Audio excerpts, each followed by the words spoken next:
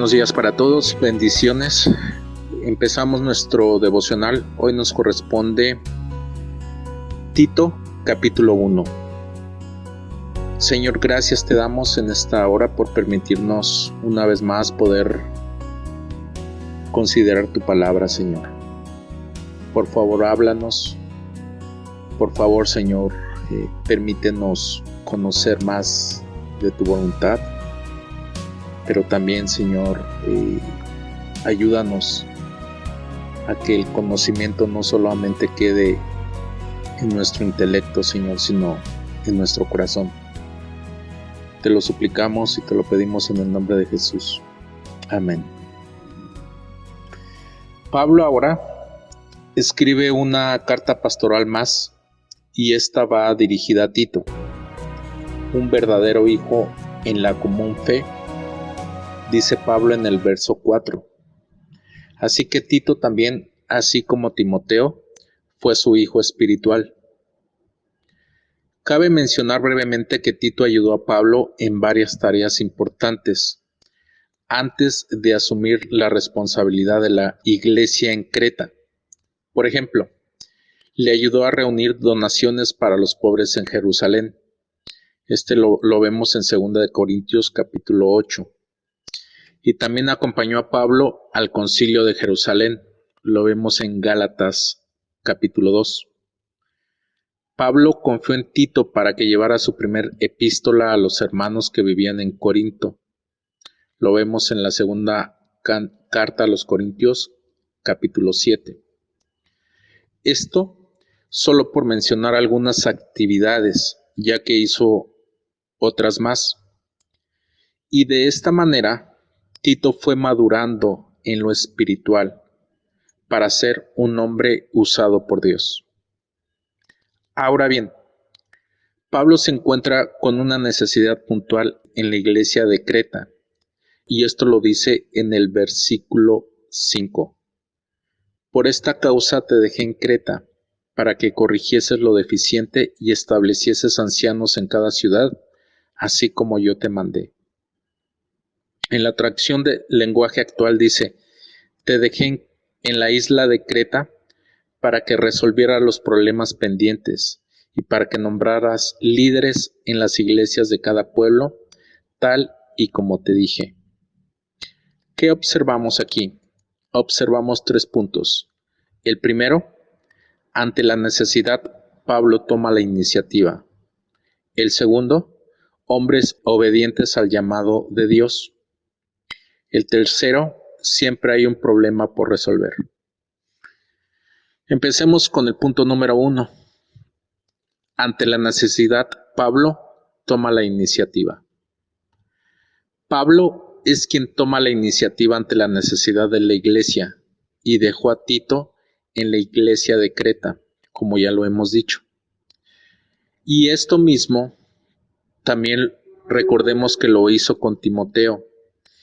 Esto lo podemos recordar si leemos la primera carta de Timoteo, capítulo 1, verso 3, que dice así: como te rogué que te quedases en Éfeso cuando fui a Macedonia para que mandases a algunos que no enseñen diferente doctrina.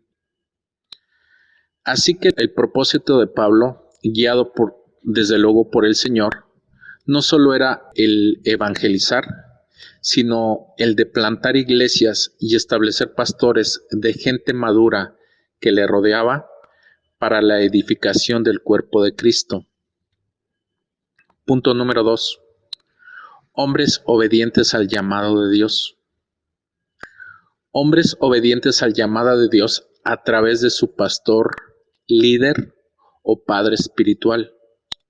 Tanto Tito como Timoteo obedecieron sin objeción, es decir, sin razón o argumento que alguno de los dos se opusiera a la idea o propuesta de Pablo para rechazarla, negarla o impedir que se llevara a cabo. Aquí podemos hacernos una pregunta. ¿Qué tan dispuestos estamos ante el llamado de Dios que nos pueda hacer hoy o en algún momento de nuestra vida? Podemos ver la disposición de Tito y de Timoteo dos hombres de Dios, que dejando todo por atender el llamado en la obra de Cristo, nos debe confrontar con nuestra realidad. Otra pregunta: ¿qué tanto estamos enredados con los negocios de la vida? Recordemos lo que también Pablo le dijo a Timoteo en la segunda carta, capítulo 2, verso 4. Ninguno que milita se enreda en los negocios de la vida a fin de agradar a aquel que lo tomó por soldado. Alguien dijo: cuando un trabajo es difícil, hay básicamente dos tipos de personas. Con uno dices: el trabajo es muy difícil, así que no podemos enviarlo. Con el otro dices: el trabajo es muy duro, así que debemos enviarlo. Tito y Timoteo, dos hombres de Dios del segundo tipo. Punto número 3. Siempre hay problemas por resolver.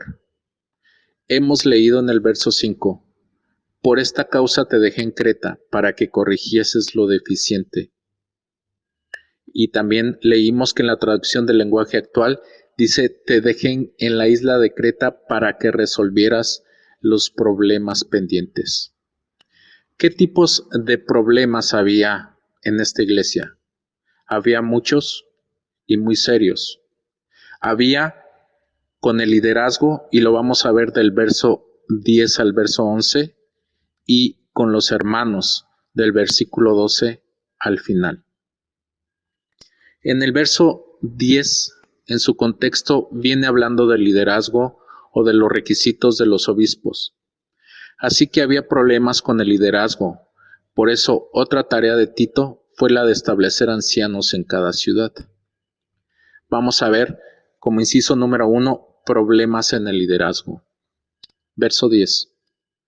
Porque hay aún muchos contumaces, habladores de vanidades y engañadores, mayormente los de la circuncisión, a los cuales es preciso tapar la boca, que trastornan casas enteras, enseñando por ganancia deshonesta lo que no conviene. Leí también el verso 11. Observemos brevemente este tipo de liderazgo que había cuando Tito llega a esta iglesia. El inciso A dice contumaces. La definición en el original de este liderazgo es no sometido, insubordinado en hecho o temperamento, rebeldes, desobedientes. Inciso B, habladores de vanidades. El original dice hablador ocioso, sin sentido o malintencionado, peleonero. Inciso C, engañadores. El original dice que descarría la mente, seductor, engañador. Por eso dice Pablo en el verso 11, a los cuales es preciso tapar la boca. Inciso D, trastornan casas enteras. Otra versión dice, confunden a familias enteras. E inciso E, enseñaban por ganancia deshonesta lo que no conviene. Otra versión dice, lo hacen solo para ganar dinero. Hemos visto como punto número 1 problemas en el liderazgo, pero también vamos a ver como punto número 2 problemas con los hermanos. Dice del verso 12 al final. Uno de ellos, su propio profeta, dijo: los cretenses siempre mentirosos, malas bestias, glotones ociosos. Este testimonio es verdadero. Entre ellos había alguien, un hombre más usado por Dios, un profeta, que dijo un testimonio verdadero. Repito, mentirosos, malas bestias. En otra versión dice que se tratan como animales, glotones ociosos. Por tanto, repréndelos duramente para que sean sanos en la fe, no atendiendo a fábulas judaicas ni a mandamientos de hombres que se apartan de la verdad. Todas las cosas son puras para los puros, mas para los corrompidos e incrédulos nada les es puro, pues hasta su mente y su conciencia están corrompidas. 16. Seguimos viendo otras características. Profesan conocer a Dios, pero con los hechos lo niegan, siendo abominables y rebeldes, reprobados en cuanto a toda buena obra. Estas personas difíciles con las que Tito tuvo que tratar eran aún más difíciles porque hablaban como cristianos y se jactaban de conocer a Dios, pero eran detestables y rebeldes, es decir, su vida y sus hechos decían lo contrario. Conclusión: Tito no solo tenía una madurez espiritual para corregir lo deficiente, sino una disposición total para atender el llamado de Dios. Señor, gracias te damos por permitirnos ser confrontados, Señor, con tu palabra. Ayúdanos, Señor, a ser hombres, a ser mujeres, a ser una iglesia espiritual, Señor, a tener una madurez, a ir creciendo, Señor, en sabiduría y en tu gracia. Es cierto, Señor, somos personas que fallamos, Señor, pero eres tú quien nos permite vernos en el espejo de tu palabra, Señor, arrepentirnos si es necesario, Señor, ante cada punto negativo que vemos en la iglesia de Creta, Señor. Pero también, Señor, ayúdanos a corregir lo deficiente. Señor, que lleguemos a una madurez como lo fue el apóstol Pablo, Tito, Timoteo, Señor. Que podamos ser hombres y mujeres usados por ti y que estemos preparados totalmente para toda buena obra. Te lo suplicamos y te lo rogamos en el nombre de Jesús. Amén.